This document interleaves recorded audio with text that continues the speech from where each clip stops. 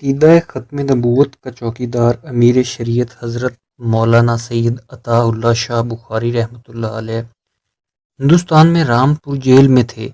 Jail میں عنایت دیا گیا کہ ان سے آٹا پسواؤ۔ کہا گیا عطا اللہ تم باغی ہو، اس لیے تمہاری یہی سزا ہے کہ تم آج چکی پیسو۔ عطا اللہ شاہ بخاری رحمۃ اللہ علیہ فرماتے ہیں کہ مجھے مزہ آیا، میں نے رومال اتار کر رکھ دیا، وضو کر کے بسم اللہ پڑھ کر میں نے چکی بھی پیسنی شروع کر دی اور ساتھ میں سورہ یاسین کی تلاوت بھی شروع کر دی۔